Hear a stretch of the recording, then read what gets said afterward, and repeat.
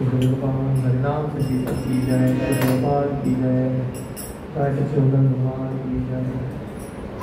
ओम ज्ञानतिमिरन्धस्य ज्ञानाञ्जनशलाकया चक्षुरुन्मिलितं येन तस्मै श्रीगुरवे नमः। श्रीचैतन्यमनोभीष्टं स्थापितं येन भूतले स्वयं रूप कदा मह्यं ददाति स्वपदान्तिकं। वन्देऽहं श्रीगुरो श्रीयुतापदकमलं श्रीगुरुन् वैष्णवांश्च श्रीरूपं साग्रजातं सहगणा रघुनाथान्वितं तं सजीवं साद्वैतं सावधूतं परिजनसहितं कृष्णचैतन्यदेवं श्रीराधा कृष्णवरा सहगणा ललिता श्रीविशाखान्वितांश्च। नमो विष्णुपादाय कृष्णप्रेष्ठाय भूतले श्रीमते भक्तिवेदान्त स्वामी नारिणे। नमस्ते सरस्वते देवे गौरवाणी प्रचारिणे निर्विशेष शून्यवादी पाश्चात्यदेशतारिणे। नमो महावदन्याय कृष्णप्रेमप्रदायते कृष्णाय कृष्णचैतन्य नामिने गौरकृष्णे नमः। हे कृष्णा करुणा सिन्धु दीनबन्धो जगत्पते गोपेश गोपिकाकान्त राधाकान्त नमोस्तुते। तप्तकाञ्चन राधे वृन्दावनेश्वरी वृषभानुसुते देवी प्रणमामि हरिप्रिये। वाञ्छाकल्पतरुभ्यश्च कृपा सिन्धुभ्येव च पतितानां पावनेभ्यो वैष्णवेभ्यो नमो नमः। जय श्री कृष्ण चैतन्य प्रभु नित्यानंद श्री अद्वैत गदाधर श्रीवासादि गौरभक्तवृंद। हरे कृष्णा कृष्णा कृष्णा हरे हरे, हरे राम राम राम हरे हरे। हरे कृष्णा कृष्णा कृष्णा हरे हरे, हरे राम राम राम हरे हरे। हरे कृष्णा कृष्णा कृष्णा हरे हरे, हरे राम राम राम हरे हरे। हरे कृष्णा। आप सभी का स्वागत है आज के संडे कृष्ण कार्यक्रम में। और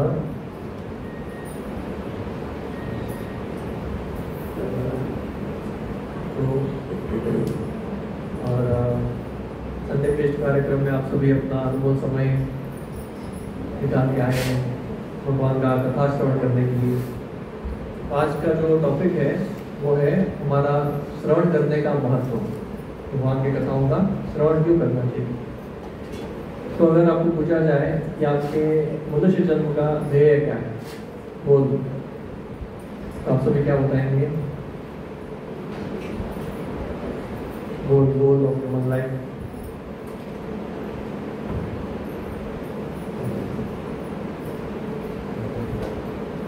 इसको पता नहीं? बोल अपने मन लाइफ बताइए।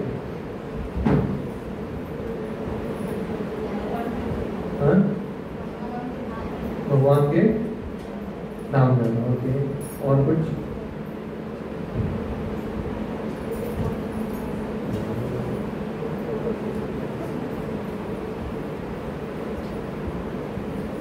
वो तो सही है, और कुछ मतलब इसी के रिलेटेड ही रहेगा ऐसा।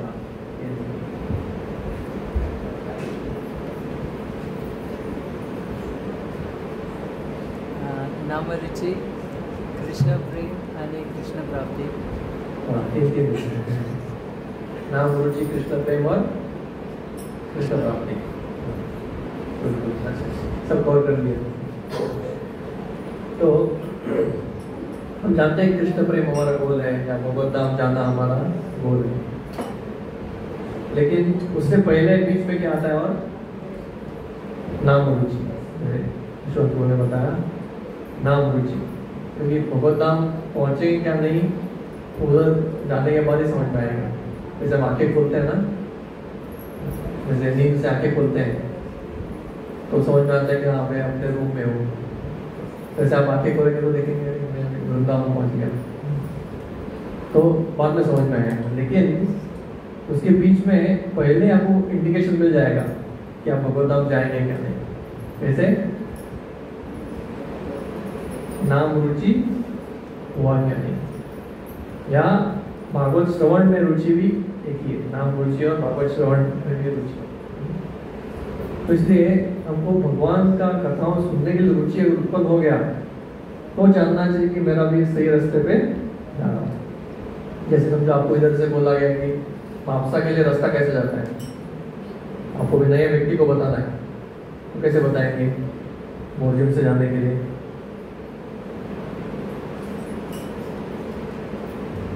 गूगल मैप नहीं है तो ठीक है। आजकल गूगल मैप पे भी क्या समझ में आता है, लेकिन कैसे बताना पड़ता है? सीधे जाओ, राइट, हाँ, लेफ्ट राइट ये सब बताएंगे, लेकिन उसके साथ साथ हम उनके लिए बीच में क्या बताएंगे? लैंडमार्क्स। कि हाँ इधर पहुंचने के बाद मोरजिम किंड लिखे है, नहीं मोरजिम किंड आता है ना उधर, किंड क्या वो आएगा, फिर ब्रिज लगेगा, फिर शिवलिंग चर्च, फिर आगे जाके बड़ा चढ़ाव निकालना है, फिर housing board, Saint Xavier college, ऐसा करके तो हम बता देना बीच बीच में ये लगेगा ये लगेगा ये लगेगा। अगर डायरेक्ट बता देंगे आप मापसा पहुंच जाएंगे तो फिर वो व्यक्ति कंफ्यूज हो जाएगा, क्योंकि उसको भी वो श्रद्धा चाहिए ना कि मैं सही दिशा में जा रहा हूँ क्या गलत दिशा में जा रहा हूँ। और जैसे जैसे वो व्यक्ति वो चीज़ को देखता है, हाँ मैं ब्रिज क्रॉस कर रहा हूँ, तो समझ में आएगा कि हाँ मैं भी सही दिशा में जा रहा हूँ। उसी तरह से भक्ति में भी हमारे आचार्य ने क्या दिया है, ऐसे अलग अलग क्या बोले उसको पड़ाव, अलग अलग पड़ाव दिया है कि आप जैसे भक्ति में प्रगति करेंगे तो आपको ये अनुभव होगा, और आगे जाएंगे तो ये अनुभव होगा, और आगे जाएंगे तो आपका मनस्थिति ऐसा होगा। तो ऐसा करके स्टेजेस बताएं। उसको रूप गोस्वामी 8 स्टेज में बताते हैं, 8 स्टेजेस, और कृष्णाचार्य ठाकुर उसी 8 को और थोड़ा डिवाइड करके 14 स्टेजेस बताते हैं। तो अगर ये स्टेजेस पता है तो हम लोग समझ सकते हैं कि मैं सही पढ़ रहा हूँ क्या नहीं। तो आप में से कितने डिवोटीज को ये स्टेजेस पता है कि भक्ति में मैं पढ़ रहा हूँ क्या नहीं, कैसे समझ में आएगा? नहीं, हमको वो स्टेजेस बताया नहीं क्या? तो स्टेजेस नहीं बताया तो फिर आप अपना परीक्षा कैसे लेंगे मेरा दिशा सही है क्या नहीं? अगर गलत जा रहा हूँ तो जाते ब्रिज लगा ही नहीं, आधा घंटा हो 1 घंटा हो गया, अरे उसने बोल तो ब्रिज क्रॉस होगा, ब्रिज लगा ही नहीं तो फिर क्या हुआ? सोच सकते हैं कि अभी पेटन जा रहे हैं गलत अलग जगह जा रहे हैं।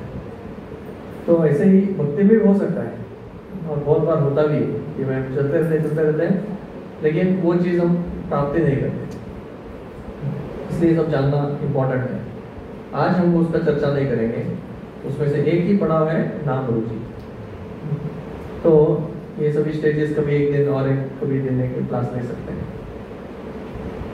तो परीक्षित महाराज को जब उनको खबर मिला कि 7 दिन के अंदर उनका देह त्याग होगा, अभी 7 ही दिन बाकी है उनके लिए, तो फिर उन्होंने क्या किया वो हमारे लिए बहुत ही इंपॉर्टेंट चीज़ है। अभी हमको भी ऐसा न्यूज़ मिला कि एक्चुअली हम सबके पास 7 दिन है, हमारा मृत्यु कोई ना कोई एक ये 7 दिनों में होने वाला है। कौन सा है वो 7 दिन?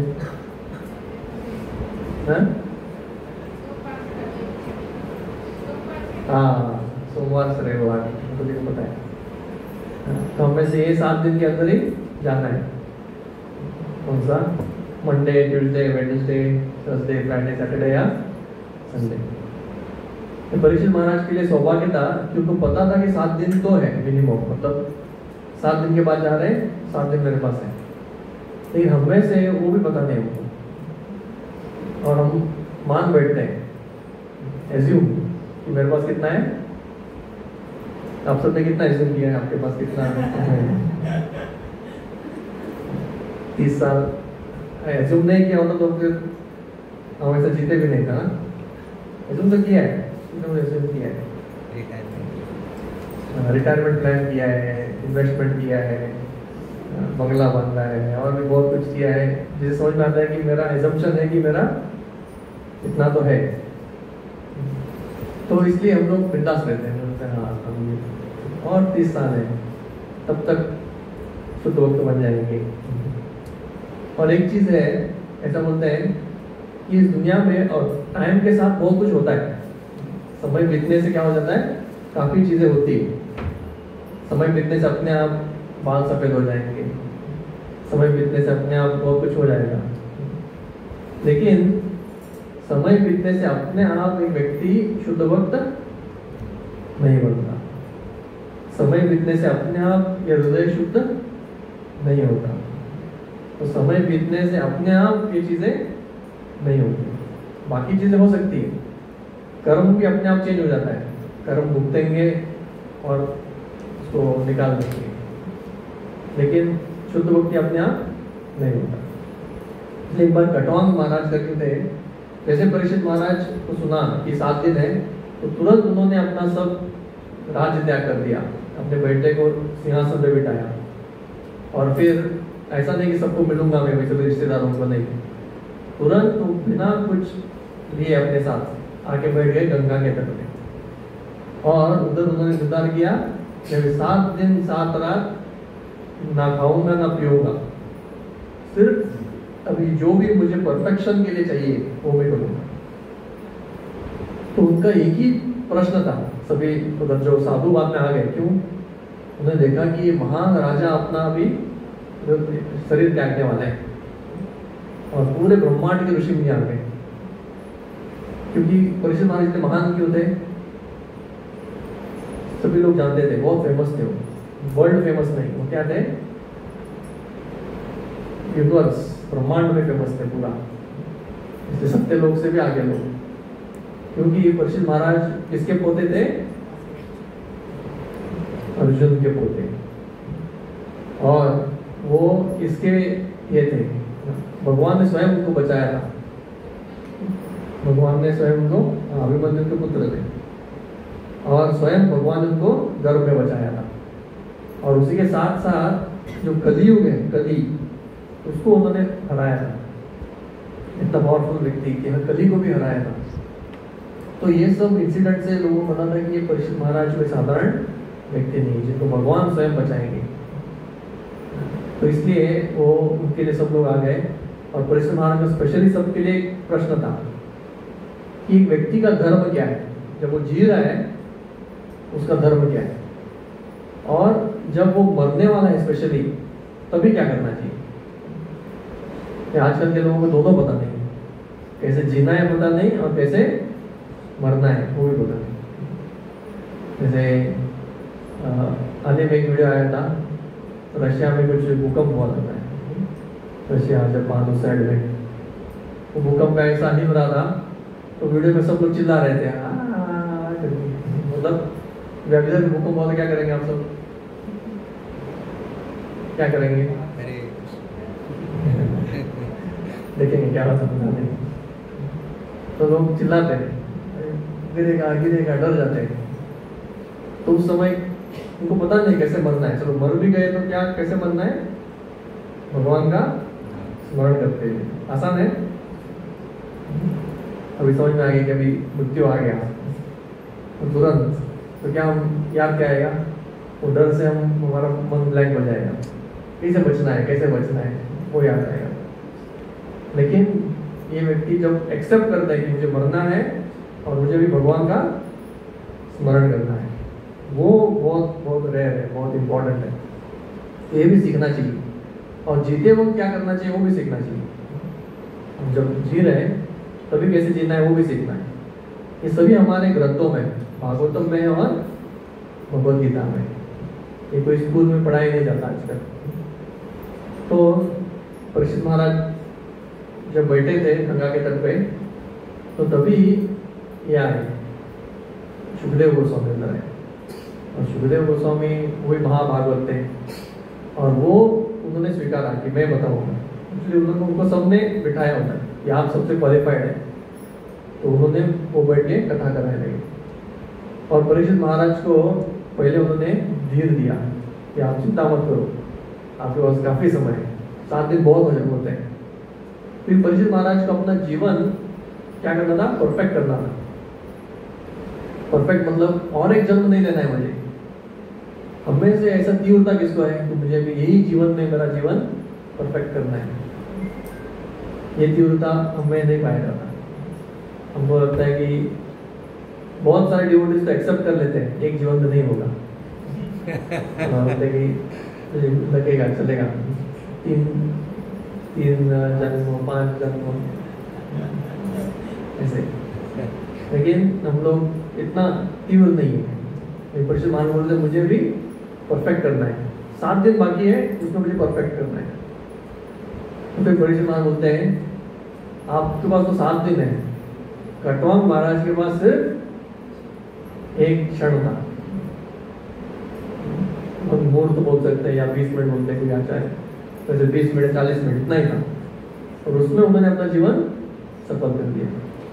तो कटवांग महाराज करके थे, वो इतने पावरफुल योद्धा थे कि उनको देवताओं ने बुलाया था उनका सपोर्ट के लिए, लड़ाई के लिए। तो कटवांग महाराज स्वर्ग लोक में जाके लड़ाई की, और इतना अच्छा लड़ाई किए कि सभी व्यक्ति प्रसन्न हो गए, सभी देवता प्रसन्न हो गए। और जब युद्ध खत्म समाप्त हुआ, सभी देवताओं ने उनको बोला कि आप मन चाहा वरदान मांगिए, हम सब आपको हमसे सबसे अच्छा वरदान देंगे। अभी देखिए आ रहा है, लेके आ रहा है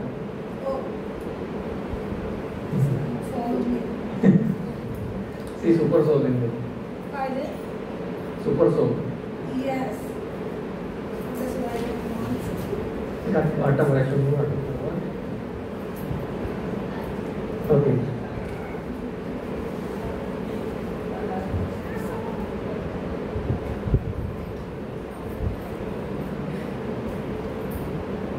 तो जब कटवांग महाराज का युद्ध हो गया, फिर सभी देवताओं ने उनको आशीर्वाद दिया, आप मन चाहा वरदान मांगे। सभी तो किए, इंद्र चंद्र वरुण अग्नि सभी उनको दे रहे, बोले ब्लैंक चेक जो चाहिए मांगो। तो कटवांग महाराज ने पहले पूछा, बहुत बुद्धिमान थे, हम में से देखो ऐसा ऑफर सुन के तुरंत कुछ ना कुछ मांगने लगते थे, अरे ऐसा ऑफर कहाँ मिलेगा। कटवांग महाराज ने पूछा कि मेरे पास कितना समय है जीने के लिए, मतलब जीवन कितना समय है। तो सभी ने अपना कैलकुलेशन किया और बताया 1 क्षण है आपके पास, वो स्वर्ग का क्षण, मतलब इधर से 1 मुहूर्त है। तो बोलेंगे धन्यवाद आप सभी का, मुझे अभी आप थोड़ा छोड़ दीजिए इधर से। तो तुरंत वो आए पृथ्वी पे और भगवान का ध्यान में बैठ गए, और भगवान के ऊपर ध्यान करते करते अपना शरीर त्याग किया। तो वो नहीं रुके कि मुझे अभी बचाओ, मुझे अभी कुछ अच्छा वरदान दे दो, मुझे स्वर्ग में रखिए, ऐसा कुछ नहीं। डायरेक्ट समझ गए जीवन निकल रहा है और भगवान के ऊपर ध्यान करके चले। तो इसकी वजह से परीक्षित महाराज को, सुखदेव गोस्वामी परीक्षित महाराज को बोलते हैं आपके अभी भी 7 दिन बाकी है। तो ऐसा करके उन्होंने बताया मैं 7 दिन के लिए आपको भगवान कृष्ण गाथा सुनाऊंगा। तो भगवान के कथाओं को सुनना यही साधना है। उन्होंने परीक्षित महाराज क्या साधना किया, कथाएं सुनी बस। एक बार प्रभुपाद भक्ति सिद्धांत ठाकुर का बहुत फेमस कोट है। तो जब डिसाइबल पूछते थे गुरु महाराज what should I give you, आपको हम क्या दे सकते हैं, तो भक्ति बोलते थे just give me your ears, क्या दीजिए आपका कान दीजिए। कान देना मतलब मैं जो बोलूंगा तो श्रवण करिए, ध्यान से श्रवण करना चाहिए। तो ऐसे भगवान की कथाओं को ध्यान से सुनने से हमारा जो हृदय है वो शुद्ध हो जाता है। तो एक व्यक्ति अगर बद्ध अवस्था में है, उसके लिए दवाई का काम करता है कथा, और अगर व्यक्ति मुक्त है तो उसके लिए अमृत जैसा स्वादिष्ट लगता है। दोनों अच्छा है ना। अभी हम बद्ध अवस्था में हैं, हमको भी स्वादिष्ट नहीं लगेगा, हमको कैसा हो सकता है कि थोड़ा कड़वा भी लगे, ध्यान देने में मन और कहीं कहीं भटक रहा है, लेकिन वही दवा का काम करता है। निवृत्त तरसे रूप भी माना भव औषधा स्रोत मनोविरामा। बोलते कि जो कथाएं हैं वो निवृत्त दर्शक, जो निवृत्त व्यक्ति है, मतलब रिटायर्ड, एक तरह से मुक्त है, उनके लिए श्रवण के लिए बहुत मनोविराम, बहुत आनंद आता है उनको ये श्रवण करने के लिए।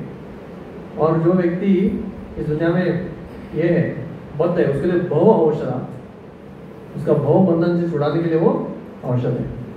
तो वैसे कृष्ण कथा सबके लिए अच्छा है, वो बुद्ध बद्ध हो, मुक्त हो, कोई भी हो, उसके लिए बहुत अच्छा है। इसलिए हम लोग श्रवण करना चाहिए। अभी अगर हमने देखा कि हमारा गोल क्या है, भागवतम में टेस्ट उत्पन्न करना या नाम जप में टेस्ट उत्पन्न करना, तो उसके लिए समय देना चाहिए क्या नहीं अपने जीवन में। अगर मुझे भागवतम में श्रवण में कथा में आना चाहिए, रुचि आना चाहिए, तो नेचुरली मैं क्या दूंगा, टाइम, समय दूंगा। और समय नहीं दूंगा तो रुचि कहाँ से आएगा। अभी जिनको एथलेटिक्स में बहुत एक्सपर्ट बनना है, ओलंपिक मेडल जीतना है, तो क्या वो स्कूल में पढ़ाई के लिए ध्यान देते हैं? स्कूल पढ़ाई में ध्यान देंगे तो वो इधर छूट जाएगा मेडल। उनको दिन रात क्या करना पड़ता है, वही प्रैक्टिस करना पड़ता है। अगर जो सबसे फास्टेस्ट रनर बनना है तो सिर्फ दौड़ता रहेगा। तो ऐसे उसी तरह से हमको भी अगर भागवतम श्रवण में कथा में रुचि चाहिए तो फिर क्या करना चाहिए, जिनमें हमको समय देना चाहिए। तो मिनिमम दिन में थोड़ा तो हमको पढ़ाई करना चाहिए। अभी मिनिमम से शुरू करना चाहिए एटलीस्ट, क्योंकि हम लोग कुछ नहीं कर रहे हैं ऐसा पता ना होता है। तो मिनिमम हम लोग आधा घंटा 1 घंटा भागवतम के लिए समय देना चाहिए।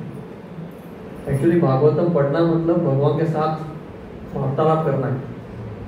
अगर आपको किसी के साथ रिलेशनशिप बिल्डअप करना है तो हम क्या करेंगे, फ़ोन करेंगे, उनको मिलेंगे, तो रिलेशनशिप डेवलप होगा। उसी तरह से भगवान इधर है और भगवान के साथ रिलेशनशिप डेवलप करना है तो हमको भगवान के साथ क्या करना पड़ेगा, समय बिताना पड़ेगा। उसके लिए नाम जप है और भागवत श्रवण और डेटी वर्शिप, तीनों माध्यम से। तो ये माध्यमों से हमको भगवान के साथ रिलेशनशिप डेवलप करना है। तो ये हमारा गोल है। फिर जब परीक्षित महाराज बिना खाए पिए 7 दिन 7 रात भागवत श्रवण करते हैं, तो सुबह शाम दोपहर हमको 3 बार क्या चाहिए, प्रसाद चाहिए, उतना तो मिनिमम चाहिए। नींद भी चाहिए 6 घंटा, 6-8 कितना भी। तो हमारा देखिए शरीर कितना डिपेंडेंट है, बार बार प्यास लगता है, बार बार भूख लगता है, नींद आता है, मन दौड़ता है। लेकिन परीक्षित महाराज का ध्यान कैसा था, 7 दिन 7 रात पूरा ध्यान से। उसी तरह से सुखदेव गोस्वामी बात कर रहे थे और बाकी के लोग भी श्रवण कर रहे थे। तो जब ऑलमोस्ट 3-4 दिन बीत गया और जब 10th कैंटो शुरू होने वाला था, भगवान की कृष्ण की कथाएं, तो एक्चुअली सुखदेव गोस्वामी शॉर्टकट में बता दिया।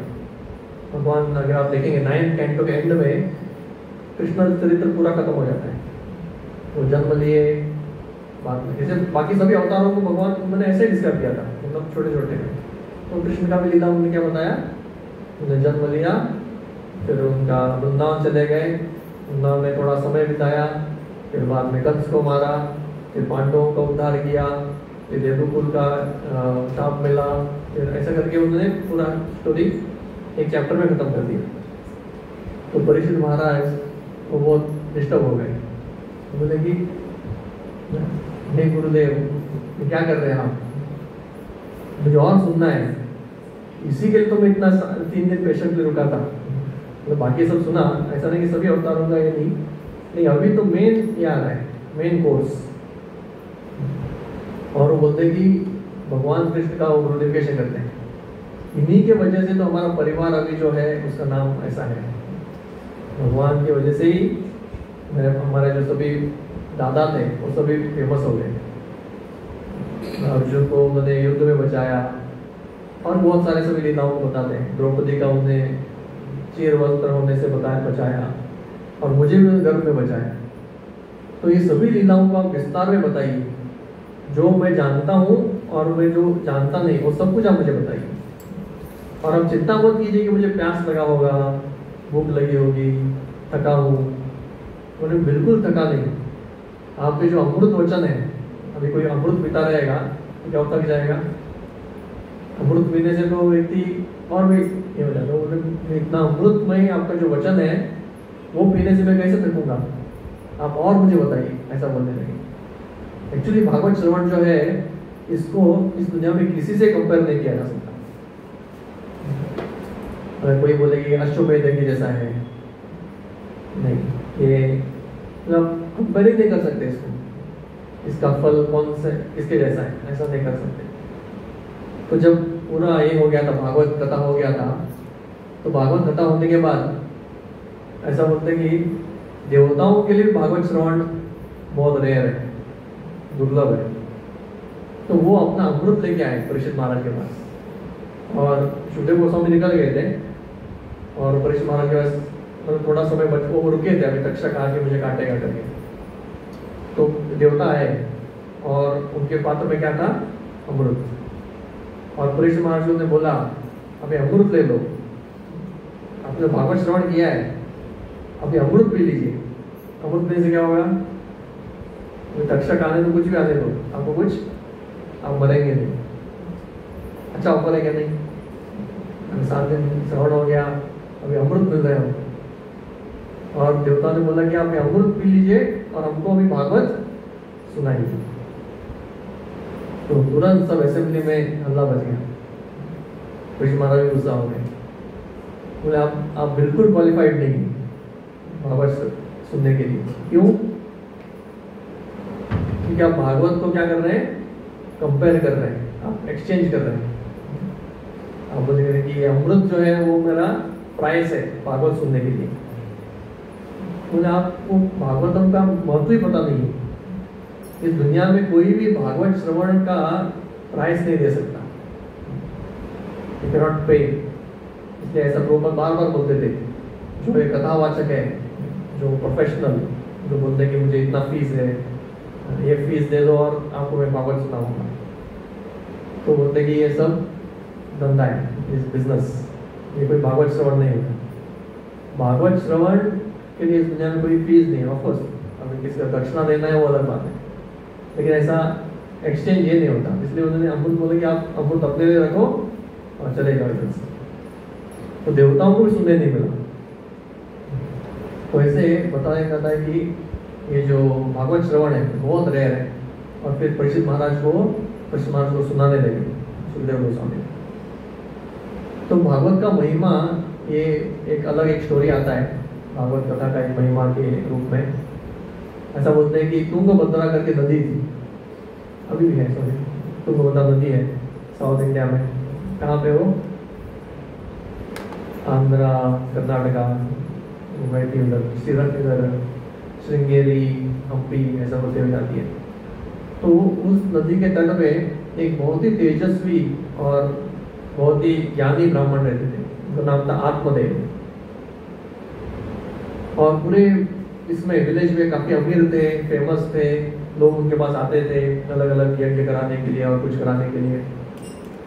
तो ये उधर रहते थे तुंगभद्रा नदी के पास। सब कुछ अच्छा चल रहा था, लेकिन एक प्रॉब्लम था, उनको कोई संतान नहीं था। तो उसकी वजह से हमेशा दुखी रहते थे और सोचते थे कि मेरा अभी आगे परिवार कैसे चलेगा, मेरा उद्धार कौन करेगा। तो तो ऐसा ये है कि एक पुत्र जो है वो अपने परिवार का उद्धार कर सकता है। अगर स्वयं हम लोग उद्धार अपना नहीं कर सकते तो एटलीस्ट होप रहता है कि मेरा पुत्र करेगा। जैसे प्रहलाद महाराज ने किसका उद्धार कराया?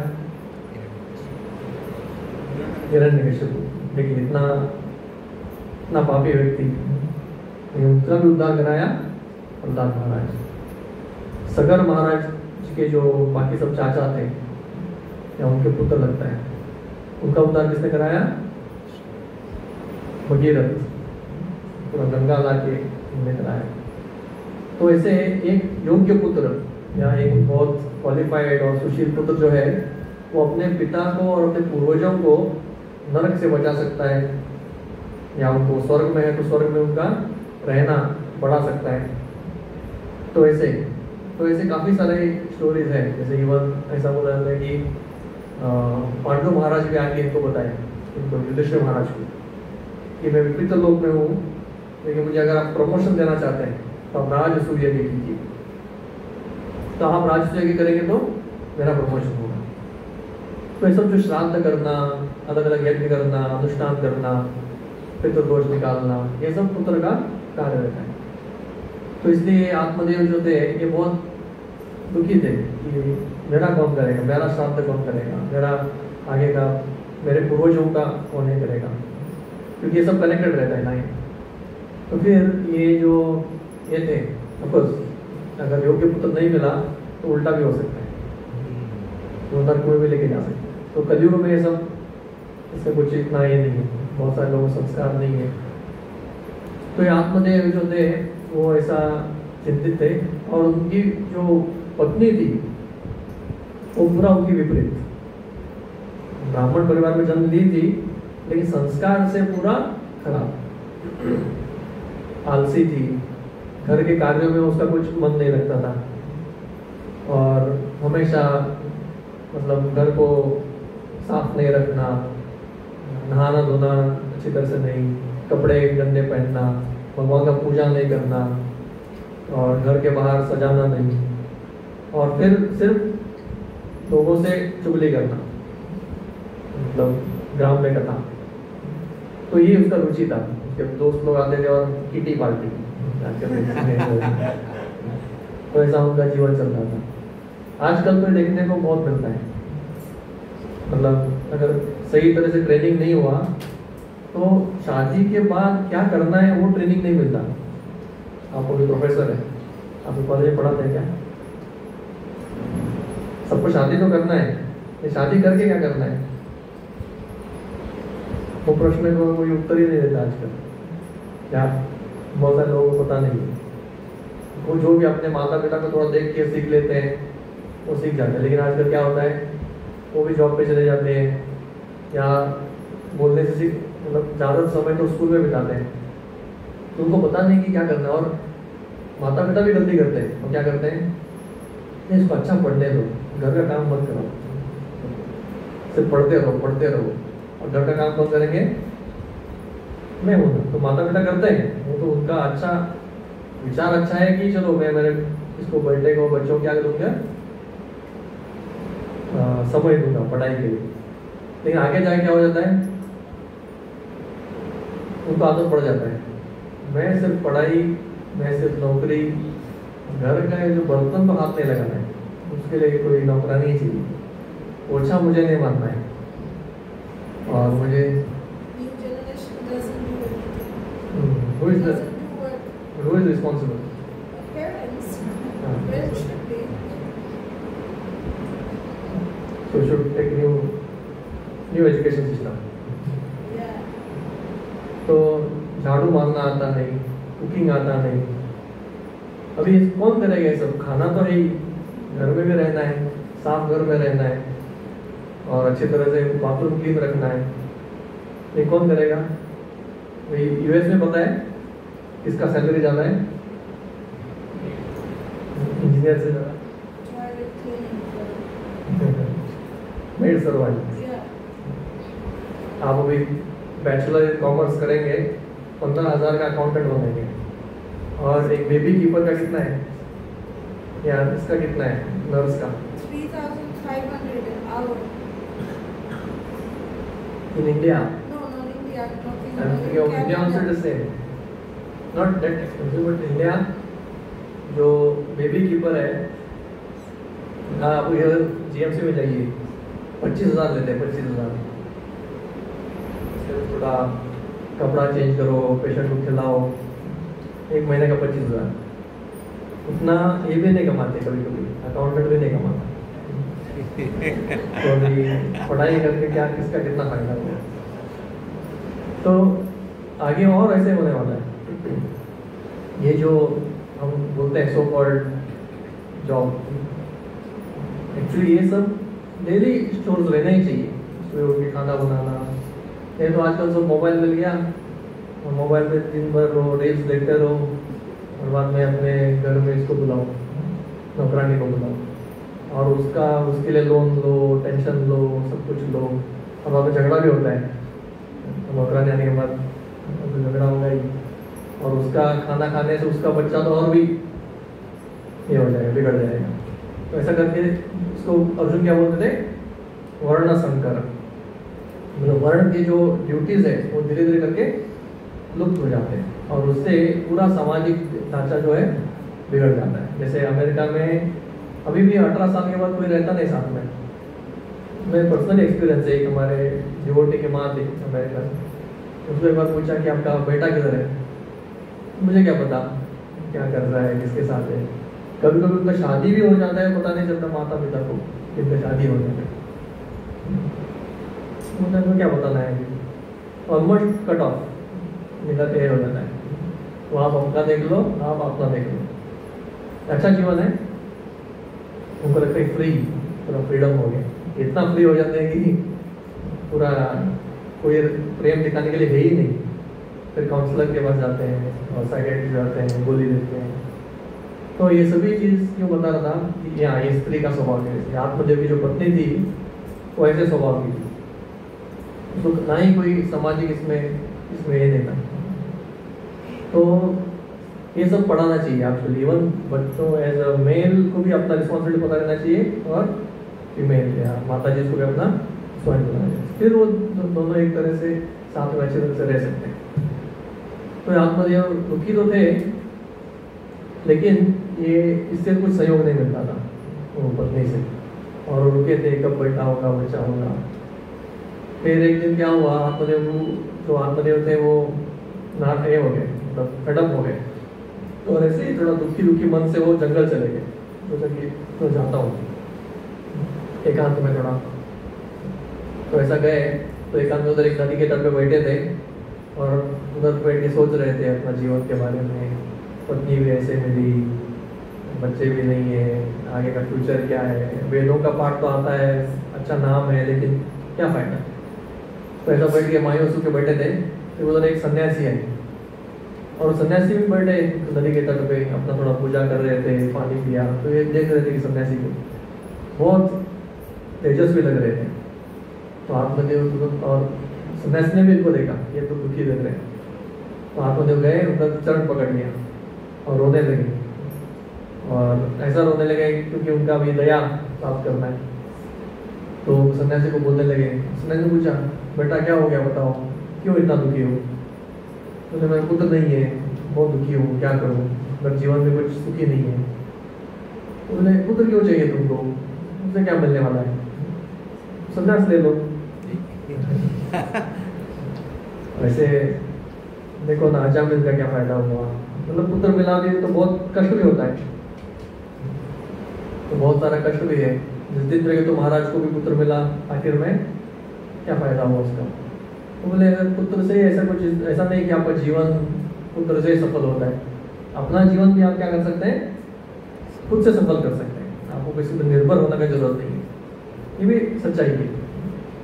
अगर एक व्यक्ति खुद से ही परफेक्ट बनेगा, उसको और किसी का क्या जरूरत है।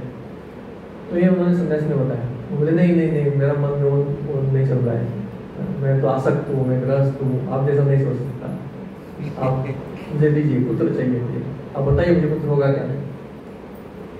तो फिर वो बोले आपके ललाट को देख के मैं समझ आ गया हूँ कि ये जन्म तो क्या, अगले 7 जन्मों में आपका कोई संतान नहीं है। तो ये सुन के तो बहुत दुखी हो गए। बोले फिर तो क्या होगा मेरा? फिर वो सोचने लगे कि ये अगर सन्यासी मेरा 7 जन्म बता सकता है तो एक पुत्र भी दे सकता है, इसमें इतना क्षमता रहेगा, ऐसा वो बोले, सोचने लगे अपने। तो एक्चुअली हमारा जो पूरा जो ये है पास्ट प्रेजेंट फ्यूचर, ये अपने कर्मों के हिसाब से चलता है। और वो हमारे अलग अलग कुंडली में लिखा रहता है, हाथ में लिखा रहता है, ललाट में लिखा रहता है।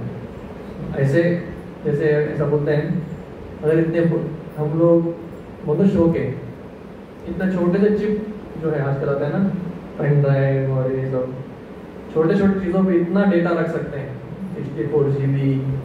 हमारे में पहले फ्लॉपी ड्राइव आता था 3.5 MB बस उतना ही। तो धीरे धीरे वो छोटा होने लगा और कैपेसिटी बढ़ने लगा। तो अभी इतने छोटे इस पर इतना इंफॉर्मेशन रख रहे हैं। तो क्या भगवान के पास टेक्नोलॉजी नहीं है? भगवान का टेक्नोलॉजी तो और भी महान है। जन्म जन्मों का सब इधर लिख सकते हो, ठीक है। डिकोडिंग वाला आदमी चाहिए, यहाँ है देखने वाला आदमी चाहिए। तो ऐसे लोग रहते थे तो क्या कर सकते थे, व्यक्ति को देख के बता देते थे, हाँ इसका ऐसा ये फ्यूचर है। तो आत्मदेव बहुत ये हो गए, वो बोले कि मैं अभी नदी में कूद के प्राण त्याग दूंगा, मुझे और जीना नहीं है, ऐसा उसको वही करने लगे, ब्लैकमेल करने लगे। अब क्या आपको अच्छा लगेगा, आपके सामने कोई प्राण दे रहा है, बोले मुझे आप पुत्र बता मिलने का एक वरदान दीजिए। तो ये सन्यासी का हृदय पिघल गया, बोले ठीक है, मुझे तो धर्म संकट में डाल दिया, अभी ये शरण ले रहा है और मेरे सामने प्राण त्यागने का बोल रहा है। एक्चुअली उसका कुछ ऐसा त्यागने का ये नहीं था, लेकिन वो ब्लैकमेल कर रहा था। फिर सन्यासी ने बोला ठीक है। तो उसने अपने थैली से एक फल लिया और थोड़े मंत्र बोले और बोला कि ये ले लो और अपने पत्नी को खिला दो, वो गर्भवती हो जाएगी। तो इतना उसके पास शक्ति था। अभी हमको सुन के लग रहा होगा कि ये सब ऐसा लोग कहाँ रहेंगे, नहीं, इस दुनिया में मंत्र शक्ति है, योगिक शक्तियाँ हैं और अलग अलग बल है, तो उसका प्रयोग करके बहुत कुछ किया जा सकता है। तो फिर ये गए और अपने माँ इसको बोला, पत्नी को, ये लो आपके लिए मैं वरदान लेके आया हूँ, ये फल खाओ और तुम गर्भवती बन जाओगी, ये सब एक बहुत महान संदेश ने मुझे दिया है। तो पत्नी सुन के खुश होना चाहिए, लेकिन वो खुश नहीं हुई, उल्टा दुखी हो गई। तो बात से दिखाई नहीं। मैंने आत्मदेव को बोला ठीक है, इतना शुभ कार्य है, अभी थोड़े ऐसे कर सकती हूँ, मैं जाके सुबह सुबह नहाऊंगी और पूजा वूजा करके ये करूँगी। तो आत्मदेव ने पहले बोला था, देखो उस सन्यासी ने बोला है कि जब गर्भवती बनोगी तो सब नियम पालन करना है, डेली पूजा करना है, स्नान करना है, सत्य बोलना है, फिजूल की बातें नहीं करना है।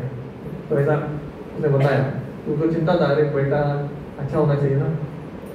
तो ये सभी चीज़ बहुत फर्क पड़ता है। जो व्यक्ति हमेशा झूठ बोलता रहता है, बहुत अलग अलग मन में है, तो ऐसे उसका गर्व कैसे होगा, वैसे उसका संस्कार मिलेंगे।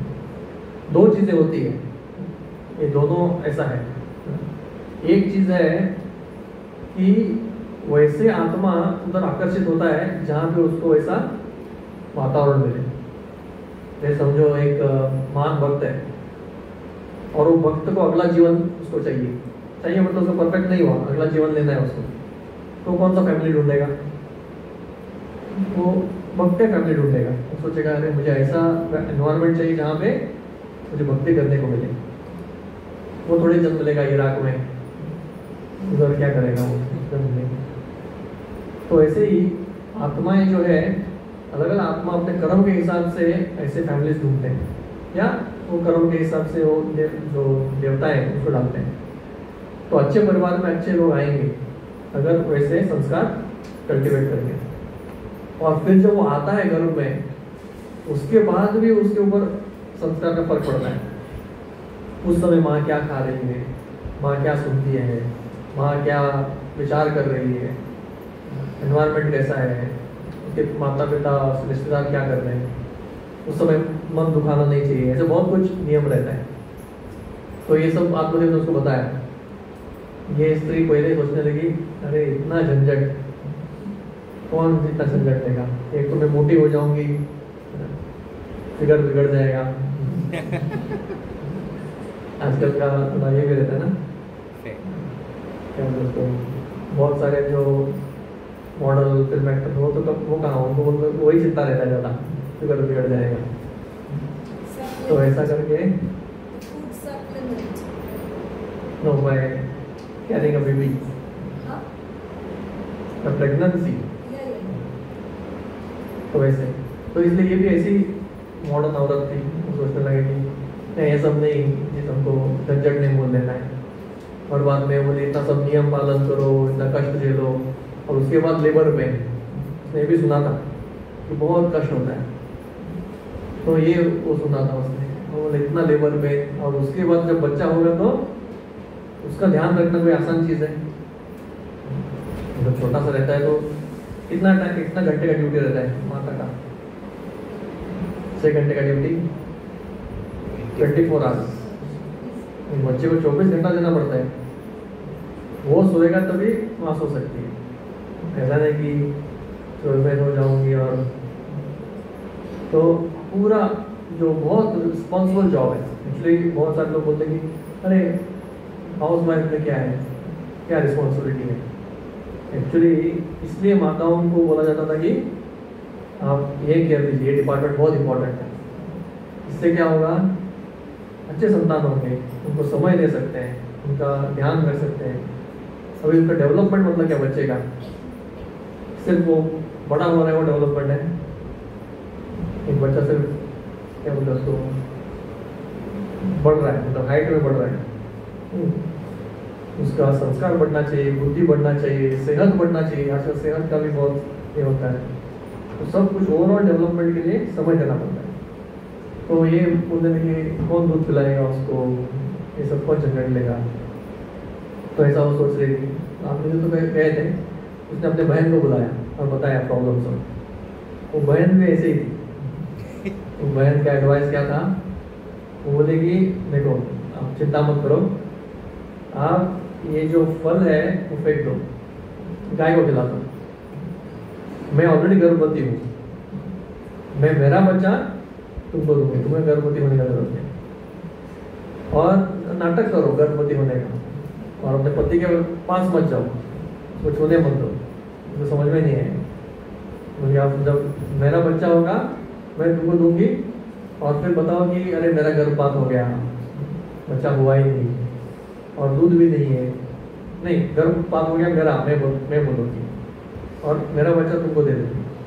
और तुम क्या करो, अरे मेरा दूध हुआ ही नहीं, तो मैं फिर से उस बच्चे को लूँगी और मैं पालूंगी उसको, तो तुम्हें पालने का भी टेंशन नहीं और गर्भवती होने का भी टेंशन। तो ऐसा उसने, उसके बदले में कुछ पैसा वैसा लिया रहेगा। तो ऐसा करके उनको बीच में अंडरस्टैंडिंग हो गया।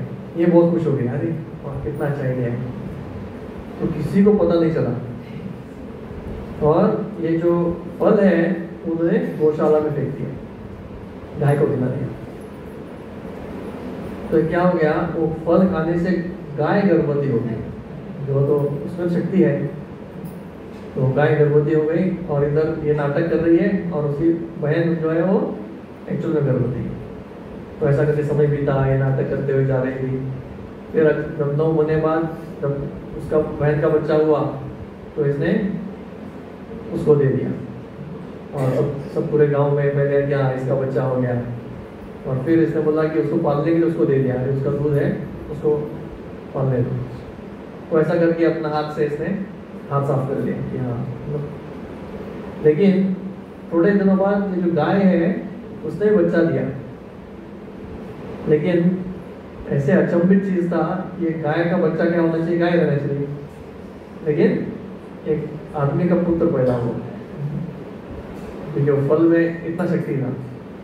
और सिर्फ एक चीज था, वो आदमी का वो जो बेटा था बहुत सुंदर था, एक कान उसके गाय के थे, तो इसलिए उसका नाम रखा गया गोकर्ण।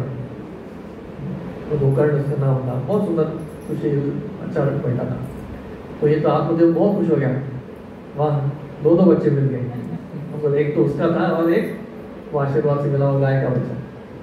तो दोनों बढ़ने लगे साथ में, दोनों को उसने ये किया, दोनों को ट्रेनिंग दिया।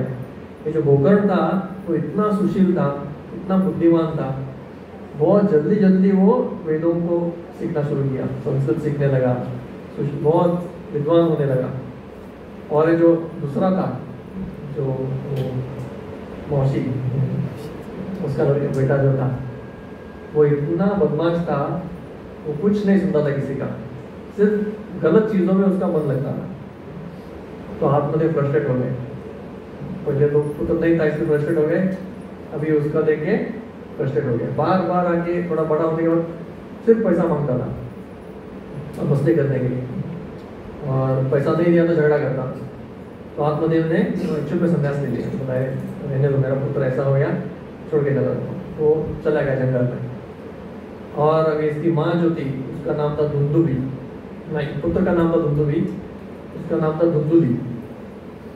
तो वो माँ उसको संतुष्ट नहीं कर पाई, बार बार आके माँ को पूछता था मुझे पैसा दो, तो ऐसा कर घर से ही चोरी करता था और बाहर जाके जुआ खेलता था, स्त्री संग करता था, और भी बहुत सारी गलत चीज़ें करता था, मांसाहार तो करता ही था। तो ऐसा इतना बुरा चरित्र का वो ये हो गया, क्योंकि पैदा कैसे हुआ है, डुप्लिसिटी, गलत विचारों से। और गोकर्ण अपने कैसा था, बहुत सुशील, सबसे अच्छा बेटा था वो। दोनों बढ़ने लगे और गोकर्ण तो अपने इसमें गुरुकुल में चला गया और अलग सा रहने लगा। और इसने माँ को इतना तकलीफ दिया कि माँ को कुएं में कूद के प्राण त्याग दिए, छोड़ दो, फ्रस्ट्रेट हो गई। और अभी धुंधुली ने क्या किया, उसने अपने घर में 5 वैश्याओं को रख दिया और उधर ही वो ऐशो आराम से रहता था। अभी वैश्याएं हैं तो वो थोड़े प्रेम से रहते हैं, उनको क्या चाहिए, पैसा, धन दौलत, ये सब चाहिए, उनका बहुत डिमांड था। और धुंधुली रोज बाहर जाता था, किसी घर में डकैती करो, इसको चीटिंग करो, जुगार खेलो, कैसा ना कैसा करके पैसा कमा के लाता था। तो धीरे धीरे घर में पैसा बढ़ने लगा। तो ये जो 5 औरतें थी, वो तो दारू भी पीती थी, सब कुछ, तो घर में वो ये अड्डा ही बन गया था, वो दारू का अड्डा ही था। तो ये जो 5 औरत मिलके वो चिंतित हो गई, वो सोचने लगे इतना पैसा लेके आ रहा है, ये तो काम तो नहीं करता, ना ही बिजनेस है, सब गलत चीज़ करके लेके आ रहा है, तो आगे कभी ना कभी फंसेगा, जो राजा है वो आगे इसको पकड़ लेगा, तो उसके साथ साथ हम भी जेल में चले जाएंगे। तो ऐसा सोच के उसने क्या प्लान किया, इसको मार देते हैं। तो जैसे वो रात को आया, उसको अच्छा दारू पिलाया और उसको बांध के उसको मारने लगे। तो बहुत मारने का प्रयास किया लेकिन वो मर नहीं रहा था, काफ़ी स्ट्रॉन्ग था। लेकिन बाद में क्या किया, जलता हुआ कोयला लेके उसके मुंह में डाल दिया और इस तरह से उसको मार दिया, और फिर पूरा पैसा लेके मार दिया। तो ये उसका अंत हो गया, इतना बुरा अंत हो। लेकिन ऐसे इतने पाप की वजह से ऐसा बोलते हैं कि हमारा जो अगला शरीर है वो मिलने के लिए कुछ तो पुण्य चाहिए। पुण्य मतलब क्या, पुण्य मतलब अगला चीज खरीदने का कैपेसिटी, और पाप मतलब अगले दुखों का भोगने का जो क्रेडिट। ऐसा इसके जब समझ सकते हैं आप, बैंक में एक बैंक बैलेंस, हाँ, डेबिट और क्रेडिट, एक माइनस और एक प्लस, तो दोनों कैंसिल नहीं होते, लेकिन पाप को भोगना पड़ता है और पुण्य को एंजॉय करना रहता है। तो अगला शरीर वो मिलेगा जितना हमारे पास पुण्य है, अगला सिचुएशन जितना ऐसा अच्छा है। अगर किसी को स्वर्ग में शरीर चाहिए तो उसको क्या चाहिए, उतना पैसा चाहिए, तो उतना उसके पास क्रेडिट रहना चाहिए। और जैसे समझा भगवान क्या बोलते गीता में, क्षीणे पुण्य मृत्यु लोकम विशंति। तो जैसे पुण्य खत्म होने लगता है, क्योंकि स्वर्ग में रहने से पुण्य खत्म होता रहता है, फिर वो खत्म होने के बाद फिर से आ जाते हैं धरती पे। जैसे समझो आपने अमेरिका टूर का एक पैकेज ले लिया, तो उधर चले गए अमेरिका, तो पैसा खर्चा होता रहेगा ना, होटल वाले थोड़े फ्री में खिलाएंगे, हर लंच के लिए इतना माइनस, हर रूम स्टे के लिए इतना माइनस, इतना घूमे इतना माइनस, टैक्सी यूज़ किया इतना माइनस, सब बिल लग रहा है। जैसे आपका क्रेडिट खत्म हो रहा है, बैंक बैलेंस वैसे जीरो हो जाएगा तो क्या बोलेंगे, चलो अभी वापस और कमा के लाओ, तो फिर कमाने के लिए आना पड़ेगा अपने देश। तो उसी तरह से ये जो कर्म भूमि है भारत है या स्पेशली अर्थ, तो कर्म भूमि पे कमाया जाता है और भोग योनि में भोगा जाता है। तो ऐसे दो योनियां रहती है, भोग योनि और कर्म योनि। तो मनुष्य जीवन जो है वो कर्म योनि, इधर जो भी हम कमा रहे हैं अपने कर्मों से वो आगे जाके हम खर्चा करेंगे। तो आप सभी ध्यान से कमाना चाहिए। हमको लगता है ये सब कहानियाँ हैं, अगर कहानियाँ थी तो सब लोग अलग अलग कैसे जन्म लेते हैं, अलग अलग सिचुएशन में, अलग अलग परिस्थितियों में, सबको अलग अलग ये मिलता है, किसको एंजॉयमेंट मिलता है, किसको दुख मिलता है, मिक्सचर रहता है यूजुअली। तो ऐसे ये जो धुंधुबी था इतना पापी था कि उसको अगले कई वर्षों तक शरीर लेने का उसके पास क्रेडिट नहीं था। उसको प्रेत योनि बोलते हैं, प्रेत योनि मिला उसको, भूत बन गया वो। तो ऐसे वो उस स्थिति में उस शरीर को रह रहा था और इतना कष्ट रहता है उसमें, क्योंकि सिर्फ सटल बॉडी है, सूक्ष्म शरीर है और इंद्रियां नहीं है, मतलब स्थूल इंद्रियां नहीं है जैसे आप एंजॉय कर सकते हैं। तो इतना पीड़ा में था और आखिर में वो सबको सताता था, वो एक पेड़ पर रहता था और बहुत कष्ट देता था। और जब गोकर्ण उस तरफ आया तो उसने गोकर्ण को पकड़ा, बोला कि हे भाई था ना, मैंने आप ही मुझे बचा सकते हैं, आप इतना अच्छे हैं, इतना आपके पास पुण्य है, मेरे लिए कुछ तो करो और मेरा उद्धार करो, ये योनि से मुझे बचाओ। तो गोकर्ण ने बोला ठीक है, मैं भाई के नाते में कुछ करूँगा। तो उसने श्राद्ध कर्म किया और देखा तो वो ऐसा का ऐसा ही है। फिर वो बोले कि मैं तुम्हारे लिए गया जाके आता हूँ। तो गया और उधर जाके सब विधियाँ की और फिर से आया, देखा तो वो ऐसा का ऐसा ही है। तो बोला, धुंधुबी बोला कि मेरा इतना पाप है, तुम 100 बार भी गया जाके आओ, मेरा कुछ नहीं होने वाला, मेरा इतना है। तो गोकर्ण सोचने लगा क्या करेंगे। फिर वो एक विद्वान पंडितों के सभा में गया, ब्राह्मणों के पास, और बोले कि आप सब शास्त्र पढ़े हुए हैं, आप सब जानते हैं, आप ही बता सकते हैं कि मेरे भाई का मैं क्या करूँ, ऐसा कुछ उपाय बताइए जिससे उसका उद्धार हो जाए। तो वो लोगों ने भी सब देखा और उसके पाप में कंपेयर किया, लोग बोले कि इसका उपाय उसको भोगना ही पड़ेगा। तो आखिर में उसमें उच्च विद्वान में एक था, उसने बोला कि तुम सूर्य का उपासना करो और डायरेक्ट सूर्य भगवान से पूछो, हो सकता है ये वो बता पाए। तो फिर इसको आइडिया अच्छा लगा, फिर इसने सूर्य का उपासना शुरू किया। इतना अच्छा उपासना किया कि स्वयं सूर्य भगवान उसको पकड़ गए और सूर्य देव को उसने पूछा, हे सूर्य देवता, आप ही सभी वेदों के ज्ञाता है, आप बता सकते हैं कि मेरे भाई का मैं उद्धार कैसे करूँ। आपको मेरे भाई का भी सिचुएशन बताए और वेदों का भी बताए। तो फिर वो सूर्य देव ने बताया कि उसका एक ही उपाय है, अगर वो भागवत श्रवण करेगा तो वही उसका उद्धार हो सकता है। तो फिर गोकर्ण ने तुरंत ठान दिया इसके लिए भागवत श्रवण करना। तो भागवत श्रवण जो है वो ऑर्गेनाइज किया गया उस गांव में। तो गोकर्ण खुद वक्ता बने और उसे पूरे गांव वालों को बुलाया कि आप भागवत श्रवण कीजिए, आइए। और ये जो धुंधुबी था वो उसी पेड़ के नीचे उन्होंने ऑर्गेनाइज किया और बोले कि तुम भी ध्यान से सुनो, ये ध्यान से सुनोगे तो उद्धार हो जाएगा तुम्हारा। बोला ठीक है। तो एक बम्बू था, बोले कि बम्बू में मैं बैठूंगा और 7 दिन तक मैं इधर रुकूंगा और जैसे ही श्रवण खत्म होगा मेरा एक गांठ वो उड़ जाएगा। तो ऐसा करके वो श्रवण करने लगे। तो भागवत श्रवण शुरू हुआ और गोकर्ण 1 दिन सुनाया, 2 दिन सुनाया, 3 दिन सुनाया और एक दिन में वो एक गांठ उठ रहा था।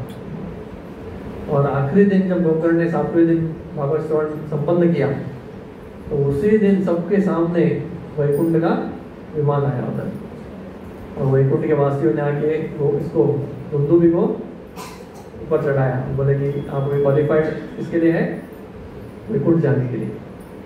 सभी पाप तो मुक्त हो ही गया लेकिन उसके हृदय में शुद्ध भक्ति भी उत्पन्न हो गया, वैकुंठ लेके जाएंगे। तो सबके सामने वैकुंठ चला गया, और सो पूरा ऑडियंस बैठे थे। अभी ये इम्पोर्टेंट है आप सबके लिए, हम भी ऐसे ऑडियंस बैठे हैं इधर, सभी ऑडियंस बोलने लगे गोकर्ण को, अरे हम भी तो ब्राह्मण श्रवण किए, हमने भी 7 दिन बैठ के सुना, हमारे लिए क्यों नहीं आया एरोप्लेन?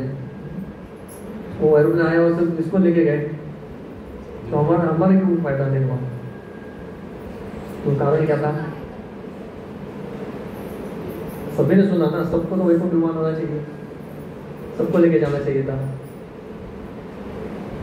तीव्रता तीव्रता। हिंदू भी अभी पूर्ण उसको पता था कि मेरे लिए ये एक ही आश्रय है, ये सुनने से मेरा उद्धार होगा, तो वो तीव्रता से वो क्या कर रहा था? श्रवण कर रहा था, पूरा कष्ट में था, ये श्रवण में पूरा ध्यान था उसका, शेल्टर लिया था, आश्रय लिया था उसका। और बाकी लोग कैसे सुन रहे थे?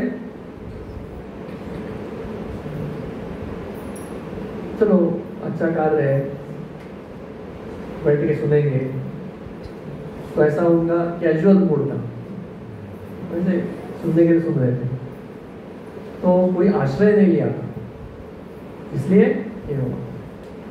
तो फिर उन्होंने सबने रिक्वेस्ट किया गोकर्ण को, आप अभी फिर से सुनाएंगे, इस बार हम क्या करेंगे? सही में आश्रय लेंगे और श्रवण करेंगे।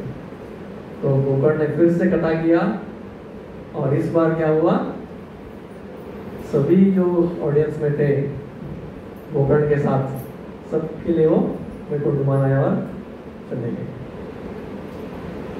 जाना है क्या वैकुंठ? पहले तो वो इम्पोर्टेंट है। ये तो वो तुकाराम महाराज की जो पत्नी थी, मेरे इधर मेरा भैंस है, मेरा घर है, मेरे बच्चे हैं, मेरा खेती है, अभी मेरा एक डील होने वाला है लैंड का, मेरा पोता होने वाला है, तो सब देखने के लिए रुकना है ना। तो ये सब इच्छाओं की वजह से हम लोग एक तो आश्रय से ले सुन भी नहीं सकते और उसको ये भी नहीं कर सकते।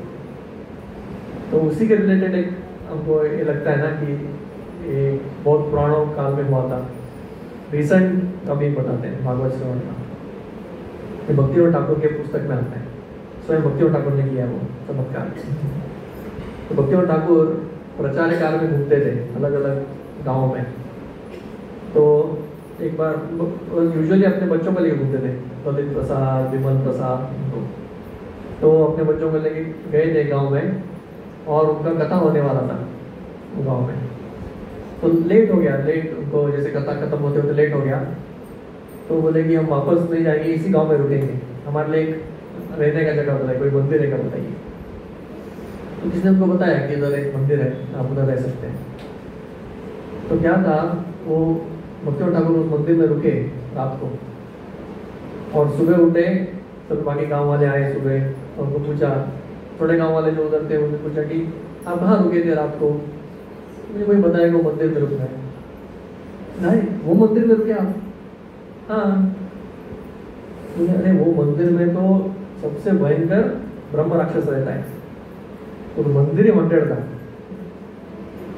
मठ था वो, तो मठ हॉन्टेड था पूरा। बोले 6 बजे के बाद एक व्यक्ति भी नहीं जा सकता, वो जाएगा उसमें सर फूट जाएगा, वो उधर से पूरा पत्थर वत्थर फेंकते हैं। तो आप कैसे रुके उधर? भूत ठाकुर बोले कि वो भूत था उधर, लेकिन वो जैसे भूत था तो मैंने नाम जप किया, नाम जप किया तो वो भूत का उद्धार हो गया और उसको अगला शरीर मिल गया। तो सब लोग बहुत और भी चकित हो गए, बोले कि अरे वो खुद एक साधु था, जो भूत कौन हुआ था वो खुद एक साधु था, जीवन भर उसने नाम जप किया है, अभी आपके नाम जब से उद्धार हो गया उसका।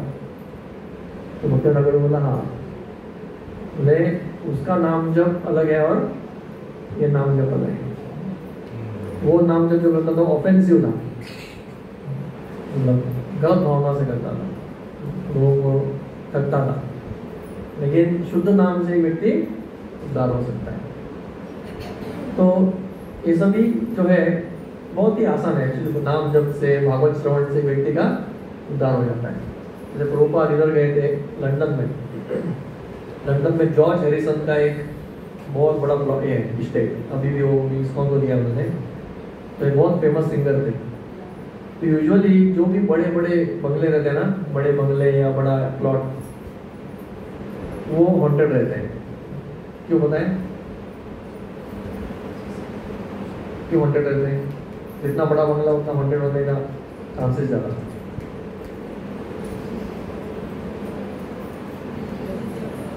आसक्ति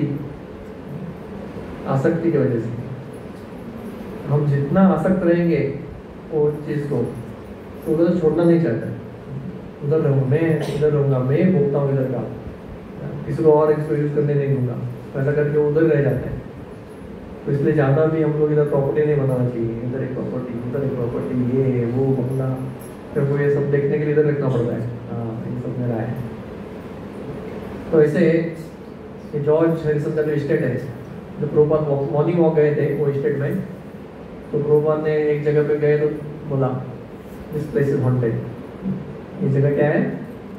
हॉन्टेड है। ये सब इनको समझ में आता है साधुओं को। तो बोला कि आप बाद में आओ और इधर कीर्तन करो, और कीर्तन करके इसको आप छुड़ा सकते हैं। तो बाद में जब सभी वक्त आए और जोर से कीर्तन किया, तो डिवोटीज बताते हैं जब हम गए थे उधर तो समझ में आ रहा था कि वो वातावरण पूरा अलग ही है, और जैसे कीर्तन शुरू किया थोड़ी देर बाद वो वातावरण पूरा चेंज हो गया। तो समझ में आया कि अभी मुक्त हो गया। तो इसलिए हमको भागवत श्रवण करना चाहिए। जैसे अब ये जो महात्म्य सुना हमने, ये महात्म्य हम सुनने के बाद हमको जानना चाहिए कि भागवत श्रवण कितना इम्पोर्टेंट है।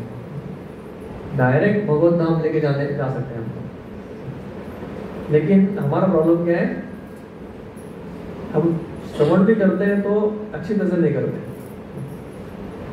एक बार ये भी क्लास लेंगे, 4 अच्छे तरह श्रवण और 4 बुरे श्रवण। जैसे एक श्रवण है जो भैंस की तरह है, भैंस भी श्रवण करता है तो भी कान में जाता है वाइब्रेशन, लेकिन उसका चेंज नहीं होता। तो ऐसे हम लोग भी श्रवण करते हैं, लेकिन हम उसका एसेंस नहीं पकड़ पाते, वो संदेश को हम अपने लिए यूज नहीं कर पाते। एक छोटा सा स्टोरी सुनाएंगे और इधर विश्राम लेंगे। एक बार एक कबूतर का कॉलोनी था, जैसे मनुष्य का कॉलोनी रहता है, कबूतर का कॉलोनी रहता है। तो पूरा कॉलोनी में वो जंगल में रहते थे कबूतर, लेकिन बार बार क्या होता था, एक शिकारी आके उनको पकड़ता था और उसमें से थोड़े थोड़े मेंबर्स पकड़े जाते थे। तो पूरा मीटिंग किया उन्होंने, उसमें से लीडर और ये सब थे, कि क्या करना है, हम तो आराम से रह रहे हैं, खाना पीना कोई कमी नहीं है, हमारे परिवार इतना अच्छा है, पेड़ पौधे इतने अच्छे हैं, लेकिन एक ही डर लगा रहता है, अगली बार एक शिकारी आएगा और पता नहीं हम में से कौन कौन उसको पकड़ के लेके जाएगा।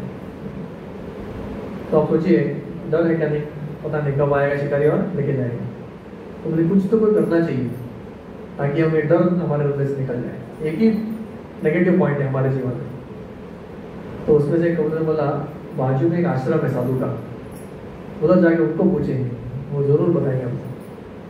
तो सभी कबूतर गए गुटुर गुटुर करते हुए, और उधर जाके साधु को नमस्कार किया। हमने पूछा क्या कर सकते हैं आपके लिए? तो बताए, साधु महाराज सब कुछ अच्छा चल रहा है, जीवन इतना अच्छा है, लेकिन ये जो शिकारी है उसका डर लगा रहता है और लाके आके हमको पकड़ के लेके जाता है। तो कुछ ऐसा कीजिए कि हम लोग ये शिकारी के चंगुल में ना फंसे। तो ये साधु ने बोला कि ठीक है, यहाँ पे एक मंत्र दूंगा, वो मंत्र सीखिए और आपका सोल्यूशन हो जाएगा हमेशा के लिए। हाँ, मंत्र सिखाइए। तो सभी कबूतर को मंत्र रिपीट कराने लगे। आपको सीखना है कबूतरों का मंत्र? तो मेरे पीछे दोहराइए, वो मंत्र से आप भी शिकारी से छुटकारा पा लेंगे। तो उन्हें बोला, बताया, शिकारी आएगा बोलिए, नहीं तो आपको बेनिफिट नहीं मिलेगा। शिकारी आएगा, दाना डालेगा, जाल बिछाएगा, जाल में फंसना नहीं। याद आ गया? बोलिए। शिकारी आएगा, दाना डालेगा, जाल बिछाएगा, जाल में फंसना नहीं। तो ये मंत्र उन्होंने सिखाया। कबूतर सब पसंद हो गए और उड़ गए और वही बोलते थे दिन भर। हम बोला कि मंत्र बोलने से वो बच जाएंगे। तो ये मंत्र में शिकारी से बचने के लिए मैसेज है क्या? नहीं, शक्ति है ना उसमें, लेकिन कबूतर है वो, कभी क्या करेंगे। तो शिकारी आया एक दिन और ये सब लोग वही मंत्र बोल रहे हैं। तो शिकारी आया, ये लोग मंत्र बोल रहे हैं शिकारी आएगा, और उसने जाल बिछाया, वही भी बोल रहे मंत्र में जाल बिछाया। फिर वो दाना डालेगा, तो दाना भी डाला उसने। या फिर कबूतर दाना देखते क्या हो जाते हैं? पागल हो जाते हैं। तो सब दाना देखते ही क्या हो गए? पागल हो गए। और उन्होंने क्या बोला था? जाल में फंसना नहीं। लेकिन सब उड़ के वो दाना खाने के लिए चले गए, और जैसे दाना खा रहे थे तो उनका पैर फंस गया और शिकारी आके उनको लेके चला गया। तो ये श्रवण है हमारा भी श्रवण ऐसा ही है। मतलब वो मैसेज में है, सब कुछ है। भागवतम में हमको इस दुनिया से बचाने के लिए पूरा साइंस है। भगवद गीता में सब कुछ है, और हम पढ़ते भी हैं कभी कभी, रोज नहीं पढ़ते, कभी कभी पढ़ते हैं, और पढ़ने के बाद दूसरों को प्रचार भी करते हैं क्या नहीं? हम लोग बोलते हैं ना, we are not the body, we are the soul. और क्या बोलते हैं? Material world is temporary, full of misery, लोगों को बोलते हैं हम लोग। तो उसी तरह से हम लोग रिपीट करते हैं और कबूतर की तरह। लेकिन खुद के जीवन में तो जैसे दाना देखते हैं तो चला जाता है, उसी तरह से हम लोग रिपीट करते करते अपने आप को वैसे ही सेंस ग्रेटिफिकेशन, वही तृप्ति, वही आलस्य, वही ये, उसी में फंस जाते हैं। और इसलिए हमारा जो वो कबूतर जैसे फंसते हैं, उसमें हम लोग नाम जप करते हुए भी हम लोग फंस जाते हैं, क्योंकि हम उसका ये नहीं पकड़ पाते, उसका जो मैसेज है, उसका एसेंस है, वो पकड़ नहीं पाते। तो हम लोग श्रवण करना चाहिए, समय देना चाहिए, लेकिन उसको बहुत अच्छी तरह से हमारे जीवन में इम्प्लीमेंट भी करना चाहिए। तो बहुत बहुत धन्यवाद। आशा करते हैं कि आप सब बच जाएंगे इस बहुत सागर से, इसका भागवत का श्रवण करके, और कबूतर जैसा हम लोग मूर्खता नहीं करेंगे। हरे कृष्ण।